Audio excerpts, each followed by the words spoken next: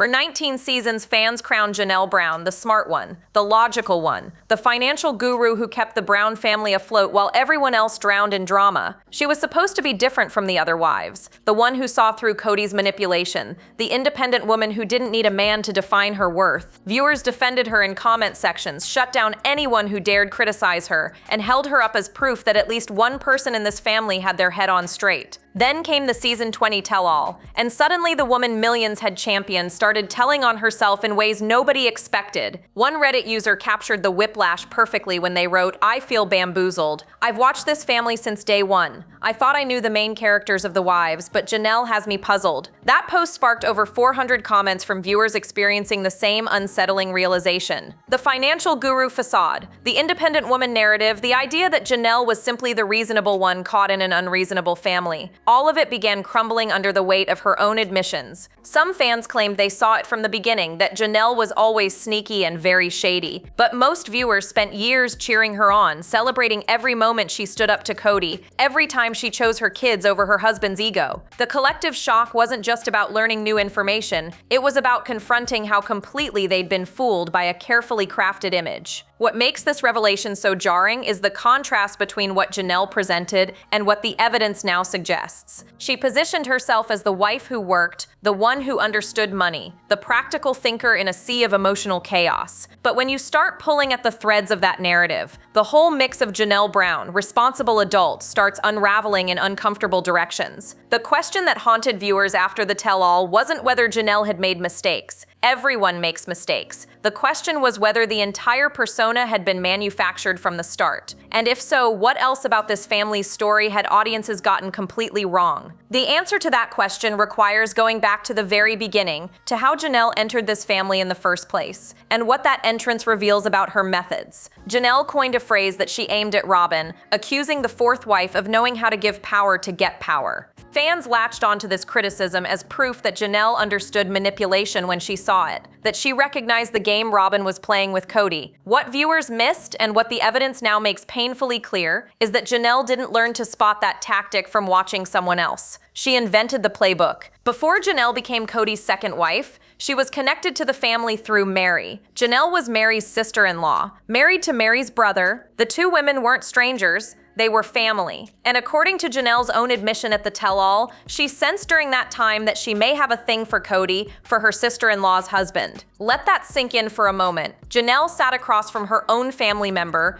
watched her marriage, felt attraction to her husband, and then acted on it. When confronted about this during the tell-all, Janelle laughed it off with a casual, "yeah, no big deal" attitude that left viewers stunned by her complete lack of awareness about how damaging that must have been for Meri. Meri herself spoke about this active, about what it felt like to watch her sister-in-law sense a thing for your husband, then become your sister wife. The polygamous lifestyle supposedly prepared these women for sharing a husband, but nothing prepares you for discovering that someone you trusted was harboring feelings for your spouse while sitting at your dinner table. The timeline makes it worse. Janelle married Kody the day after Meri's birthday, then told Kody that Meri shouldn't have feelings about that. The sheer audacity of that statement reveals something about how Janelle operated from the very beginning. She positioned herself as the reasonable one, while simultaneously dismissing anyone else's reasonable emotional reactions to her choices. Meri recounted how Kody became impressed by Janelle's work ethic before they got together. Fans pointed out the irony, noting that having an office job apparently seemed impressive to a door-to-door salesman. But looking back, that work ethic narrative served a purpose. It made Janelle valuable to Kody in a way that went beyond attraction. She could contribute financially, which meant she had use. Making herself valuable to Kody was Janelle's #1 job from day one, and she played that game better than anyone gave her credit for. The evidence suggests Janelle understood something that took Christine and Meri decades to figure out. Kody responded to usefulness. He responded to women who made his life easier rather than harder. Janelle positioned herself as an asset, not a burden, and that positioning bought her protection that the other wives never received. But protection from what? Exactly. That's where the story takes a darker turn. Kody made a cryptic comment comment to his sons during one of the family's many conflicts, calling Janelle the Teflon Queen. At the time, viewers were so busy cheering Janelle on that the remark barely registered. It seemed like sour grapes from a bitter man losing control of his family. But fans have started revisiting that moment with fresh eyes, and what they're seeing disturbs them. The Teflon Queen nickname means exactly what it sounds like. Nothing sticks to Janelle. She glides through conflicts without consequences, while everyone around her absorbs the blame. Meri became the villain in the family narrative for years. Christine was painted as bratty and immature. Robin got cast as the manipulative interloper. But Janelle somehow remained above it all, the reasonable wife who just wanted peace. Except the pattern suggests something more calculated than simple conflict avoidance. Janelle didn't stay out of drama. She created it, then stepped back and let others take the heat. The drain incident became a perfect microcosm of this active. When the family lived in cramped trailers with limited resources, Meri asked Janelle to stop putting food down the drain. There was no garbage disposal, the pipes were bad,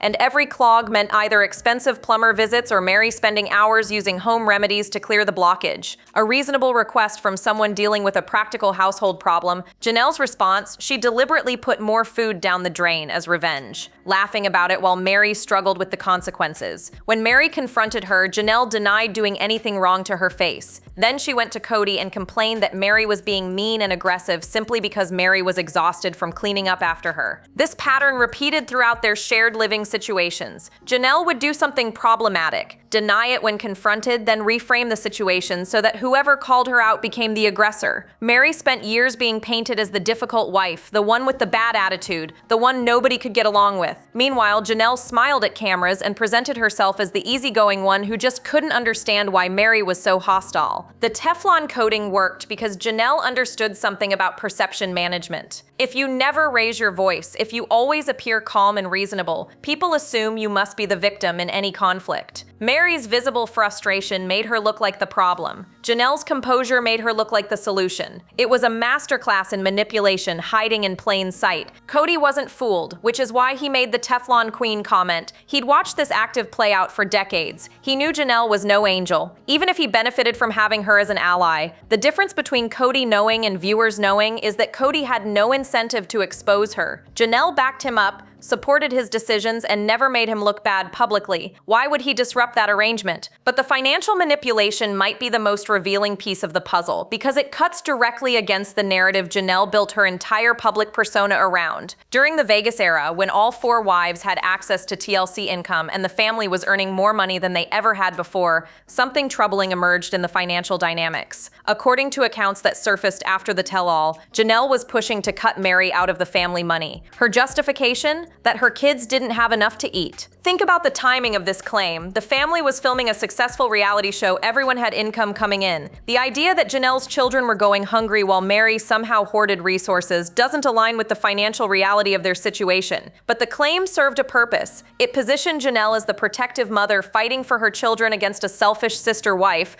who supposedly took more than her share. Meri's response to this narrative landed with devastating precision. She said simply, "I'm sorry you thought I was taking something that belonged to you." That single sentence captured years of frustration from a woman who'd been painted as greedy and difficult, while her sister wife quietly worked to exclude her from family resources. Kody was the main one who wanted Meri to take less than the other wives, and Janelle was right there to back him up. She played that role forever, serving as his financial enforcer while maintaining the image of being the reasonable one who just wanted fairness. The irony is thick enough to choke on. Janelle, the supposed financial guru, used her influence over money matters to disadvantage the wife who was already the most marginalized in the family structure. When fans describe Janelle as Kody's pit bull, this is what they mean. She did the dirty work that he couldn't do openly. She provided the justifications for decisions that would have made him look bad if he'd made them unilaterally. And she collected the benefits of being his trusted ally while everyone else fought for scraps of his attention and the family's resources. The Flagstaff era revealed a crack in this arrangement. Kody tried to turn the tables on Janelle, attempting to get other wives to back him up up against her. He went to Meri, of all people, trying to create the same active that had worked against Meri for years. Janelle was furious,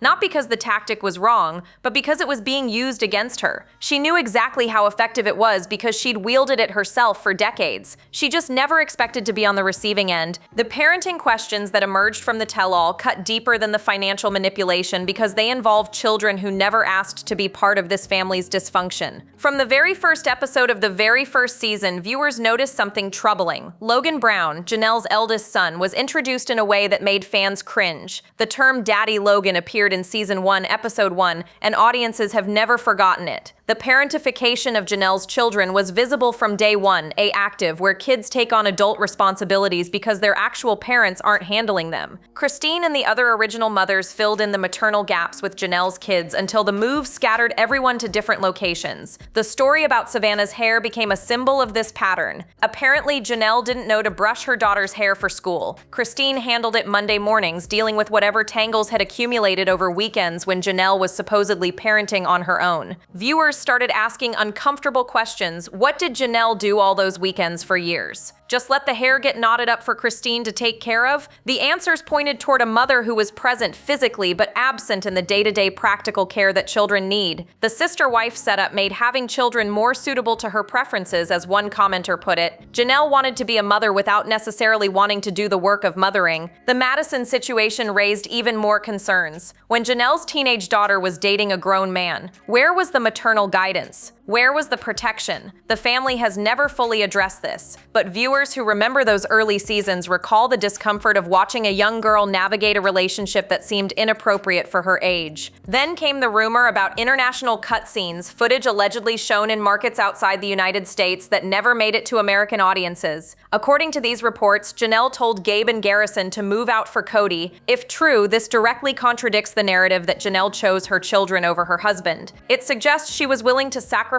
her son's living situation to please a man who'd already shown he didn't prioritize them. The observation that landed hardest came from a fan who noted that Janelle's kids are more protective of her than she is of them. The responsibility seems backwards. Logan took care of his younger siblings. The older children provided emotional support for their mother during the divorce. Gabe became, as one viewer put it, his mother's emotional support rather than the other way around. When Gabe moved to Chicago to start a life of his own, some fans expressed relief that he was finally escaping the active where he existed to stabilize his mother rather than build his own future. The parentification that started with Daddy Logan apparently continued through multiple generations of Janelle's children. But all of this pales compared to what emerged from the family's own published book, a revelation that reframes the entire history between Janelle and Meri in the most disturbing way possible. The Brown family book contained a passage that many readers either missed or forgot over the years. The screenshot that resurfaced after the tell-all showed text confirming that over the years, the anger escalated to the point that Janelle used to get physical with Meri. Physical, not verbal, not emotional, physical. The specific incident described involves Janelle kneeing Meri in the stomach while Meri was pregnant. When Mike Kelty was asked about this during an online segment, she confirmed it with a simple yes. The family had already talked about it in the family book. This wasn't rumor or speculation. It was documented history that the Browns themselves put into print. Try to imagine that scenario. Two women living in close quarters, tensions running high, and one of them physically attacks the other in a way that could have harmed an unborn child. Meri allegedly told Kody about this incident, expecting him to intervene, to protect her, to acknowledge that his second wife had crossed a line that should never be crossed. Kody's response, he felt it was common for women to be mean to each other. Common. A pregnant woman gets kneed in the stomach by her sister wife, and the husband dismisses it as typical female conflict. The message Meri received was crystal clear. She had no protection in this family. Her safety mattered less than keeping peace with Janelle. Her pregnancy, her body, her well-being, all of it ranked below Kody's desire to avoid confrontation with a wife who backed him up financially. Meri decided after this incident to never mend fences with Janelle. For decades, viewers interpreted this as Meri being stubborn, as Meri holding grudges,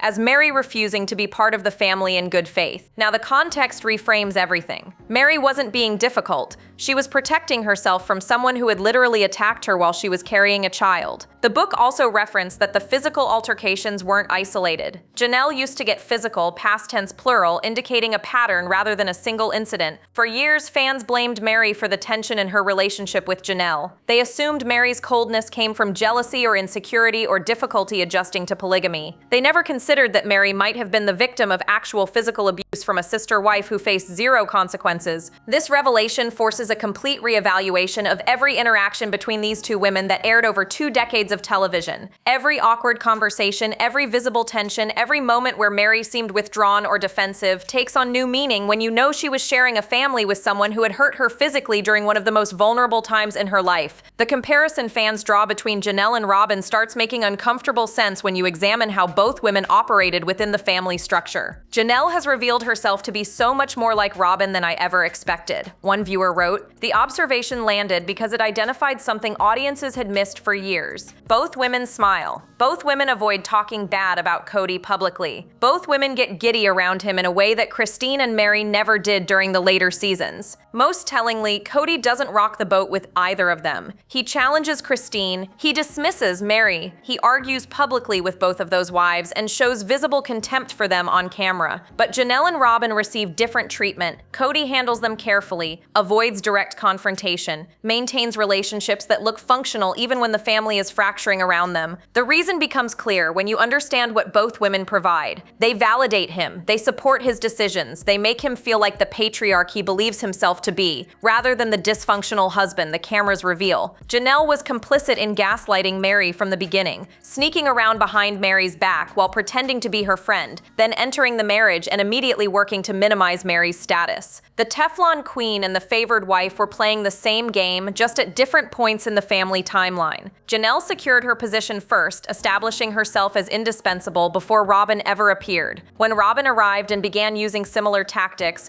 Janelle recognized the playbook because she'd written the original version. Her criticism of Robyn's give power to get power strategy wasn't insight, it was projection from someone who'd employed that exact approach for decades. This parallel explains why Janelle never seemed as threatened by Robyn as Christine was. One manipulator recognizes another, and rather than compete directly, they both benefited from a system where Meri and Christine absorbed Kody's negativity while they maintained their protected positions. The independence narrative Janelle built her post-divorce identity around contains its own contradictions that fans have started examining more closely. For years, Janelle presented herself as the wife who didn't need Kody, the one who had her own career, her own income, her own sense of self separate from her marriage. After the separation, she leaned into this image heavily, positioning herself as a woman rediscovering independence after years in a controlling relationship. The reality looks different. Janelle moved to North Carolina and lives with Maddie. She brought Savannah with her. Her living situation isn't independent, it's dependent on her daughter, in a way that mirrors the same active she had with her children when they were growing up. The mother who was cared for by her kids continues being cared for by her kids,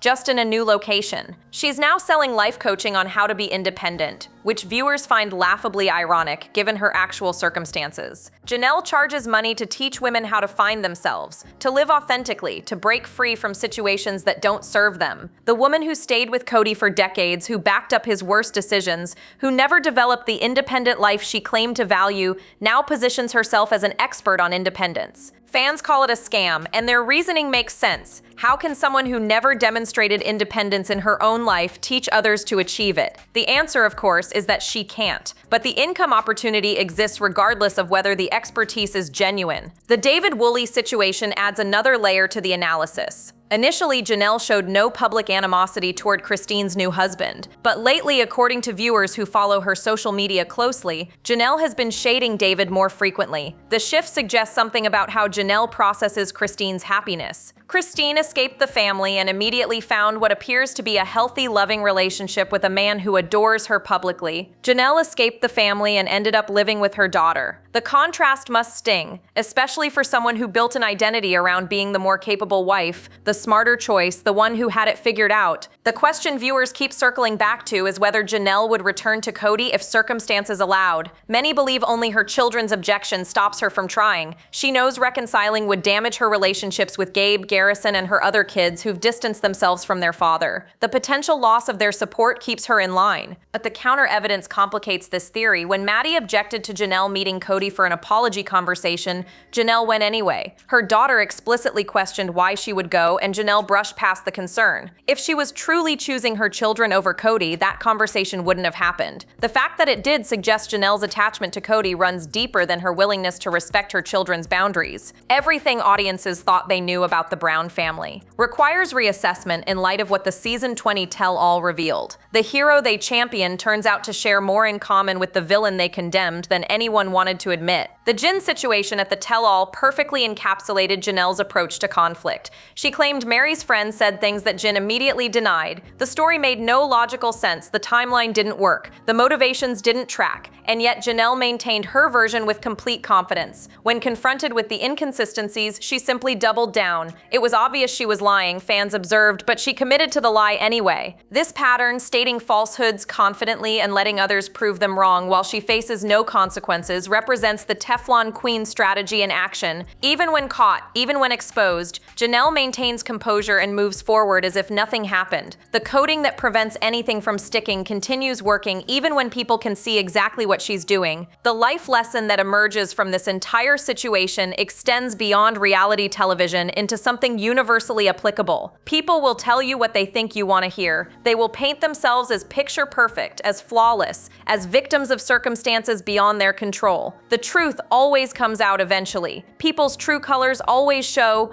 We just have to pay attention to actions rather than words. Janelle's actions told a different story than her words for 20 years. She spoke about independence while depending on others. She presented herself as the financial expert while manipulating family money against her sister wife. She claimed the moral high ground while physically attacking a pregnant woman. She criticized Robin's manipulation tactics while employing identical strategies from the beginning. The viewers who defended Janelle for years weren't stupid. They were manipulated by someone who understood how to craft a public image. The bamboozled feeling that Reddit user expressed resonates because it captures the experience of realizing you've been conned by someone you trusted. Meri deserves a reassessment from audiences who spent decades blaming her for conflicts that now look very different in context. The woman painted as difficult and cold was actually protecting herself from genuine mistreatment. Her standoffishness wasn't personality flaw, it was survival strategy. She's got good reason, as fans now acknowledge, to keep her distance from people who hurt her and faced no accountability for it. If the financial guru image was manufactured, if the independent woman narrative was performance, if the reasonable wife persona was protective camouflage for someone far more calculated and aggressive than she appeared, what else about this family's two-decade television run have audiences gotten completely wrong? That question doesn't have a simple answer, but it demands that viewers approach the Brown family story with more skepticism going forward. The characters they thought they knew may never have existed outside the editing room and the careful image management of people who understood exactly what audiences wanted to see. The truth, as always, proves messier, darker, and far more complicated than the version packaged for entertainment.